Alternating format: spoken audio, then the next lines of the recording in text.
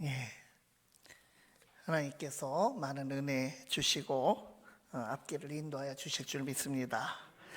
이 시간은 요한복음 5장 1절에서 9절을 본문으로 잡고 또 5장 전반에 걸쳐서 우리가 함께 말씀을 나누는데, 베데스다의 은혜라는 제목으로 말씀 나눌 때 하나님께서 우리에게 큰 은혜 주시기를 바랍니다.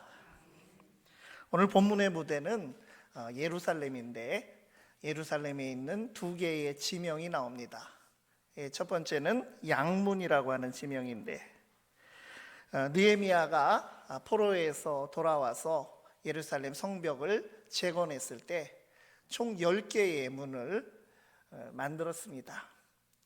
그 중에 가장 먼저 만든 문이 양문인데, 성전으로 바로 연결된 그 아름다울 미자 미문이라고 하는 그 문 다음으로 성전과 가까운 문이 이 양문입니다. 이름이 양문이라고 하는 것은 제물에 쓰이는 양을 가지고 드나드는 문이기 때문에 이렇게 부른 것입니다. 오늘날은 사자의 문, 스데반의 문이라고 불리는 그런 문입니다. 이 베데스다는 양문 곁에 있는 또 연못의 이름입니다. 지금도 예루살렘 성지순례를 가시면 성안나 수도원이 있고, 성전 북쪽에 이 성안나 교회가 있는데 거기에 연못 유적이 있어서 그곳을 베데스다 연못으로 대개는 간주하고 있습니다. 이 베데스다라고 하는 말은 오늘 말씀에는 히브리어라고 되어 있지만 사실은 아람어입니다. 히브리어와 같은 비슷한 언어인 아람어인데, 벳이라고 하는 집이라는 뜻과 헤세드, 은혜, 자비라고 하는 뜻이 합쳐진 은혜의 집, 자비의 집이라고 하는 뜻입니다.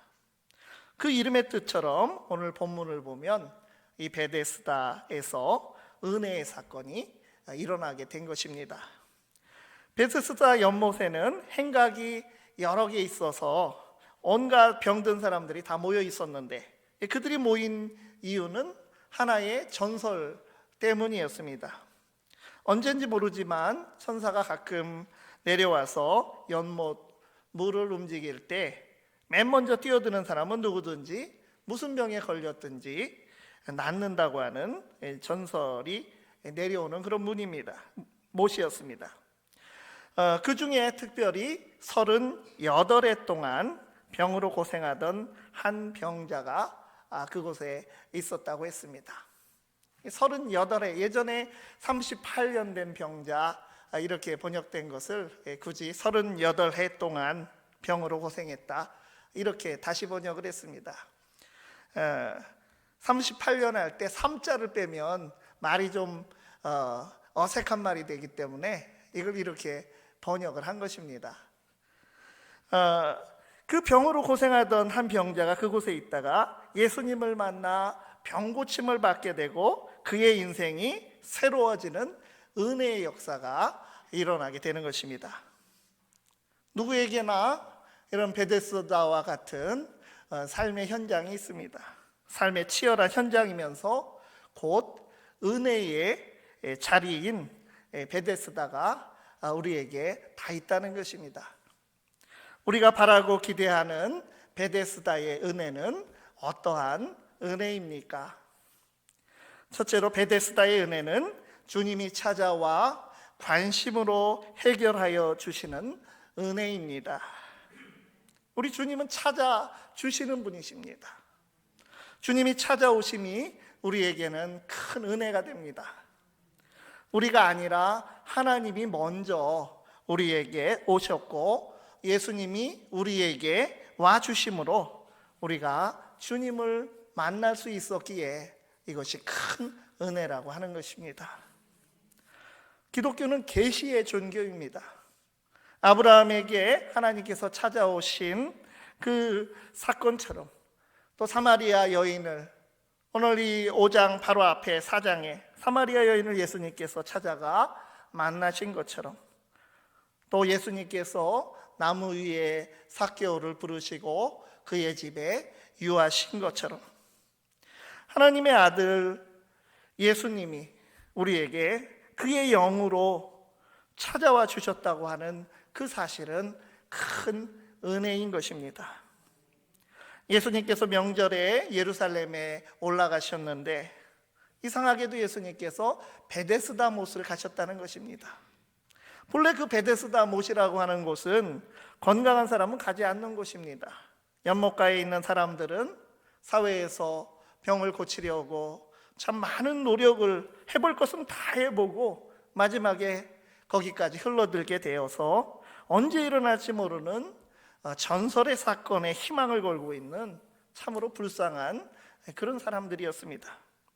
그런데 예수님이 예루살렘에 오셨다가 바로 그 베데스다 못까지 찾아오셨고 그 38해 된 병자를 만나셨다는 것이 큰 은혜이고 복음인 것입니다. 그 시점으로부터 이 38해 된 이 병자는 새로운 삶이 시작되고 인생의 전환점을 맞게 되었습니다.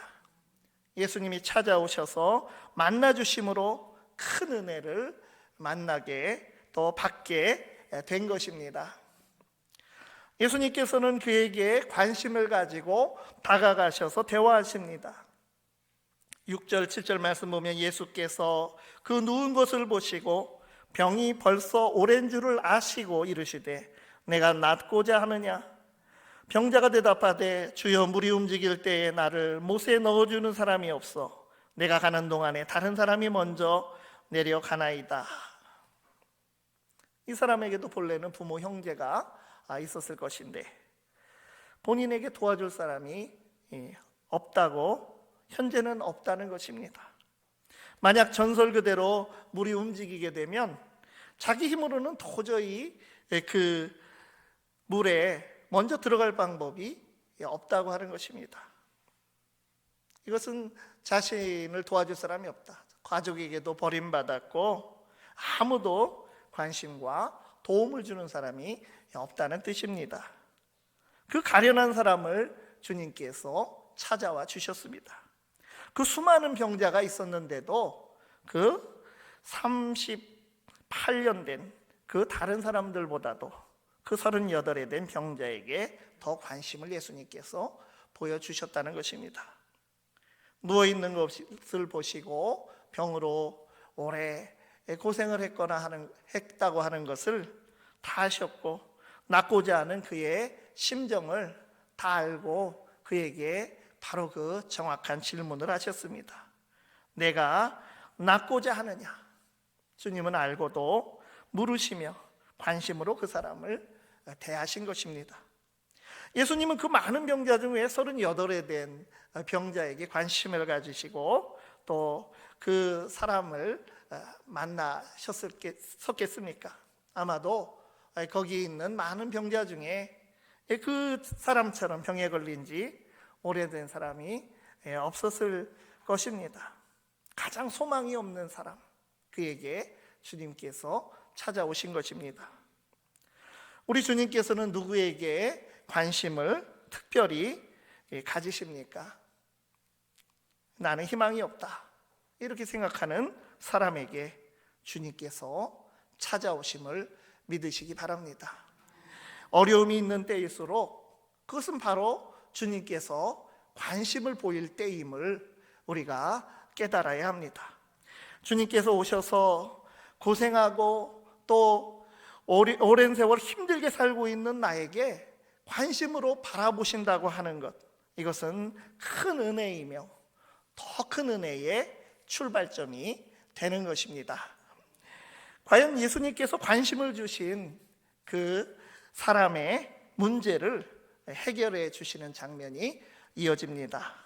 8절 또 9절 상반절에 예수께서 이르시되 일어나 내 자리를 들고 걸어가라 하시니 그 사람이 곧 나아서 자리를 들고 걸어가니라. 주님을 만나기 전에 38해 동안이나 참 고생을 하고 있는 이 병자는 목숨은 있지만 죽은 것과 같은 죽음에 지배당하고 있는 그런 사람이었습니다. 아무 소망이 없어서 죽음 이전에 이미 죽은 사람, 죽어가는 사람이었습니다. 무려 38년 동안 절망 가운데 살아온 사람에게 예수님께서 찾아오셔서 그에게 선포하셨습니다. 내 자리를 들고 걸어가라. 예수님의 능력 있는 말씀이 떨어지자 즉시 그는 걷게 되었습니다. 절망이 소망이 되고 죽은 것과 같은 인생이 정말 살아있는 생명이 되었습니다. 본문과 이어지는 후기가 뒤에 나오는데 14절 말씀입니다. 그 후에 예수께서 성전에서 그 사람을 만나 이르시되 보라, 내가 나았으니 더 심한 것이 생기지 않게 다시는 죄를 범하지 말라 하시니. 주님께서 다시는 죄 짓지 말라고 하는 것을 보면 예수님께서 병을 고침과 동시에 그 사람의 죄 문제를 해결해 주셨다고 하는 뜻입니다. 38해 동안 병의 문제로 고생할 뿐 아니라 죄에 빠진 인간 실존의 근본적인 문제로 죽음을 향해서 가고 있던 인생이었던 것입니다. 병의 문제가 참으로 우리에게 큰 고통을 주지만 그보다 더 무겁고 심각한 문제는 죄의 문제입니다. 죄의 얽매에 있는 이상 우리에게는 영원한 소망이 없고 주님과의 관계에도 걸림돌이 되는 것입니다. 예수님께서는 죄의 문제를 해결해 주시고 병으로부터도 해방하여 주셨습니다. 예수님께서 일어서시고 다가오시고 해결하시면 완전한 해결이 되는 것입니다. 해결자 되시며 위로자 되시며 치료자 되시는 주님께서 가까이 찾아오시고 관심과 사랑으로 베푸신 이 베데스다의 은혜가 우리에게 임하기를 바랍니다. 두 번째로 베데스다의 은혜는 믿음과 순종의 은혜입니다. 주님께서 인간에게 찾아오시는 것도 은혜이지만 인간이 믿음으로 반응하게 되는 것도 큰 은혜입니다. 우리에게 주신 은혜가 많고 크지만 무엇보다 믿음을 주셔서 내가 주님을 믿게 됐다고 하는 것, 이것은 진정 큰 은혜입니다. 예수 안 믿는 사람도 자기 가까이 함께 지내는 사람과 그 신뢰 관계를 갖습니다. 의지하고 믿고 살아갑니다. 성령을 안 받아도 인간과 인간이 신의로 맺은 그런 관계도 있습니다. 그러나 그것은 어디까지나 완전한 관계가 되지 못합니다. 성령으로 믿음의 관계를 이루면 그와 비교할 수 없습니다. 우리가 하나님을 믿고 예수님을 믿는 것은 성령을 받아서 하나님의 아버지로 믿어지고 예수님이 나의 죄를 대속한 구세주로 믿어지게 되는 것입니다. 고린도전서 12장 3절 말씀에 그러므로 내가 너희에게 알리노니 하나님의 영으로 말하는 자는 누구든지 예수를 저주할 자라 하지 아니하고 또 성령으로 아니하고는 누구든지 예수를 주시라 할 수 없느니라. 성령의 은사에 관한 설명 가운데 나온 말씀입니다.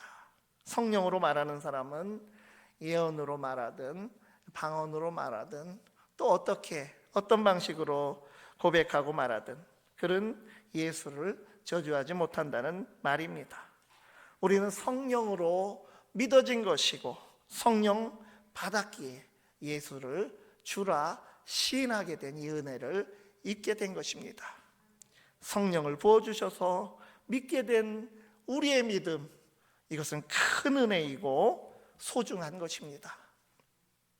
성령의 이끄심을 받는 믿음은 또한 순종의 믿음으로 이끌어집니다. 10절, 11절 말씀에 유대인들이 병 나은 사람에게 이르되 안식일인데 내가 자리를 들고 가는 것이 옳지 아니하니라. 대답하되 나를 낳게 한 그가 자리를 들고 걸어가라 하더라 하니.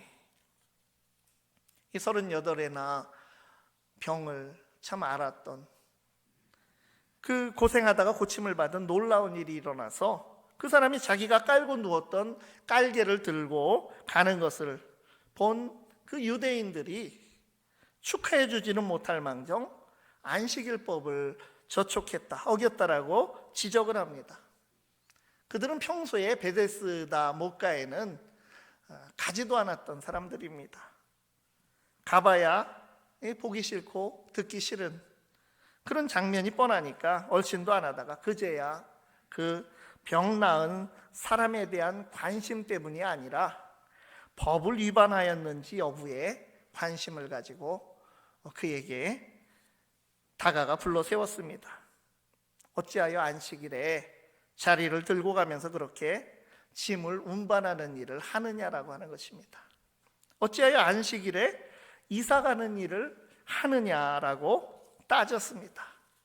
그 병고침을 받은 사람이 안식일을 범했다는 것입니다. 예수님의 제자들이 안식일에 밀밭 사이를 지나가다가 배가 고파서 그 미리삭을 손바닥으로 비벼서 먹었다고 해서 그것을 타작행위를 했다고 트집을 잡는 사람들입니다. 그때 이 사람은 나를 고쳐주신 분, 내 병을 낫게 하신 분이 들고 가라고 했으니 나는 그저 들고 간다고 대답하였습니다. 그는 자기도 모르는 사이에 주님이 가라 하면 가고 가지 말라 하면 가지 않는 순종의 사람으로 변화되고 있었던 것입니다. 사람의 인정을 받으면 좋은 것이지만 좀 받지 못해도 괜찮습니다. 주님이 하신 말씀을 따라 순종하고 주님의 인정을 받는 인생이라면 그것으로 족한 것입니다. 그 병자는 병 고침뿐 아니라 주님이 하라는 대로 순종하는 믿음을 은혜로 받게 된 것입니다. 14절을 다시 보면 병 고침 받은 사람이 예수님을 또 만나게 됩니다. 그 후에 예수께서 성전에서 그 사람을 만나 이르시되, 이 사람이 예수님의 큰 은혜를 입어서 자기도 모르는 사이에 이제 믿음의 사람으로 변화되게 되었는데, 그가 그 긴 세월을 고생한 후 마침내 은혜의 기적을 입었는데, 참 이 엄청난 사건을 경험하고 나서 어디부터 갔느냐라고 하는 것입니다. 자기 고향을 먼저 찾고 싶었을 것입니다. 비록 자신을 버린 부모의 형제였지만 그들에게 자신의 모습을 보란 듯이 보이고 싶었을 것입니다. 그런데 그는 성전으로 먼저 갔습니다. 축복을 받고 먼저 하나님께 예배드리러 간 것입니다. 가서 보니 예수님께서 먼저 와 계셔서 다시 만나게 된 것이고, 거기서 사실은 병을 고쳐주신 분이 예수 그리스도이시구나, 주님이심을 확인하게 된 것입니다. 사람 앞에 가기 전에 먼저 예배를 드리고 거기서 주님을 만났고 다시 한번 밝히 깨닫는 기회를 그가 얻게 된 것입니다. 하나님께서 우리에게 주신 가장 귀한 선물, 그 믿음의 은혜로 주님을 더 깊이 알고 순종의 삶을 살아가는 복된 인생의 은혜가 우리에게 넘치기를 바랍니다. 세 번째로 베데스다의 은혜는 주님이 주신 자유와 축복을 누리는 은혜입니다. 14절 하반절을 보면 더 심한 것이 생기지 않게 다시는 죄를 범하지 말라, 예수님께서 말씀하셨습니다. 예수님께서 이 말씀으로 이 사람을 깨우쳐 주기 전에는 이 38해 동안 병중에 고생하던 사람은 그저 병을 나을 길을 찾는 문제에만 집중했을 뿐 죄의 문제에 대해서는 사실은 모르고 있었습니다. 인간의 근본적인 문제, 하나님과 가까이 할 수 없는 근본적 원인이 되는 죄라고 하는 영적인 문제를 모른다고 하는 것은 얼마나 불행한 일입니까? 38의 그 세월 동안 절박한 생존을 위해서만 살아온 그에게 주님께서는 인생에서 가장 큰 고통을 주는 원인이 죄와 죽음의 문제임을 깨닫게 하신 것입니다. 이것이 큰 축복입니다. 죄를 사하여 주시고 다시는 죄를 범하지 말라고 당부하여 주셨습니다. 우리는 어떤 문제가 있으면 나를 향한 하나님의 계획과 뜻이 무엇일까를 잘 헤아려야 합니다. 그 원인을 분명히 깨달아 아는 것이 큰 축복인 것을 알아야 합니다. 그는 하나님의 다스림 안에 살아가는 존재임을 깨닫는 축복의 삶을 살아가게 된 것입니다. 베데스다는 참 미신적인 신앙을 신봉하는 수많은 병자들이 베데스다 연못과 빙 둘러쳐진 그 회랑에 앉아서 유일하게 바라보는 것은 그 연못의 한가운데, 그리고 그들은 몸과 마음을 그 베데스다 그 울타리 안에 스스로 가두고 있었습니다.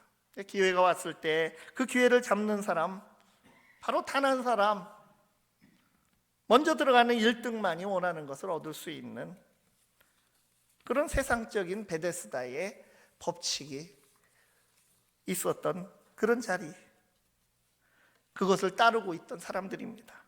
예수님께서 이러한 베데스다의 올무에 걸려있는 그에게 자유를 선포하신 것입니다. 내 자리를 들고 가라. 우리들의 삶에도 베데스다가 있습니다. 문제는 구원받은 성도로서 살아가는 우리조차도 주님을 보기보다는 세상의 법칙에 말려들거나 세상 사람들의 욕망과 똑같이 집착하며 살아간다는 것입니다. 우리 주님이 생명과 자유를 주셨건만 생명의 증거보다는 죄와 사망의 권세 아래 신음하던 때의 그 옛 습관, 그것에 지배당하는 삶으로 돌아가고 있는 우리의 모습을 우리가 참 발견하곤 합니다. 우리는 모두 다 상처가 있습니다. 얼마나 오래 그 문제로 씨름하고 계십니까? 우리가 어떤 문제를 안고 있는지, 얼마나 오래 그 문제로 고통당하고 있든지 불가능해 보이더라도, 얼마나 심한 상처와 아픔과 질고라 할지라도 주님은 이렇게 말씀하십니다. 네가 낫고자 하느냐? 거기서 걸어 나오라. 문제를 안고 있습니까? 그 순간부터가 바로 주님의 자녀임을 증명할 시간이고 주님의 은혜의 능력을 체험할 시간입니다. 예수님은 우리를 향하신 하나님의 섭리하심과 역사하심의 축복을 선포하셨습니다. 안식일을 범한다며 예수님을 더욱 박해하려고 그렇게 음모를 꾸미고 다짐하는 사람들에게 주님께서 말씀하십니다. 17절 말씀입니다. 예수께서 그들에게 이르시되 내 아버지께서 이제까지 일하시니 나도 일한다 하시매. 하나님은 쉬지 않고 일하신다. 하나님이 안식일에도 일하시니 나도 안식일에 일한다는 뜻입니다. 십계명에서 그 안식의 의미를 말씀해 주셨죠. 하나님께서 창조의 때 안식을 하셨기에, 그리고 당신의 백성을 구원하여 주셨기에 이 안식일이 있고 예배가 있다고 하는 것인데, 하나님께서 안식일에 무슨 일을 하신다는 말씀입니까? 이 말씀의 의미가 무엇입니까? 하나님은 안식일에도 여전히 일하고 계신데, 하나님께서는 온 우주를 섭리 가운데 다스리시고 인간의 역사를 경륜 가운데서 다스리시는 일을 쉬지 않으신다고 하는 것입니다. 하나님의 질서와 역사는 멈추지 않습니다. 하나님께서는 인간의 모든 문제와 온 우주의 운행을 책임지시며 섭리 가운데 일하시는 분이십니다. 예수님께서 하나님을 따라 분주하게 구원의 역사를 위해 일하신 것처럼 우리도 이 세상을 살아가는 동안 하나님의 일을 많이 하고 주님께서 먼저 가서 예비하신 천국에 이르게 되는 축복이 있기를 간절히 바랍니다. 기도하겠습니다. 전능하시고 인자하신 하나님, 먼저 찾아와 만나주시고 믿음 주시어 은혜를 누리게 하시는 사랑에 감사드리옵나이다. 우리가 고된 삶의 현장에 서 있어도 은혜와 기적의 자리요 승리로 이끄시는 자리임을 믿습니다. 쉬지 않으시는 하나님의 은총 가득한 섭리와 구원의 역사에 우리 삶을 맡겨드리고 믿음으로 자유와 축복을 누리게 하옵소서. 예수 그리스도의 이름으로 기도드리옵나이다. 아멘.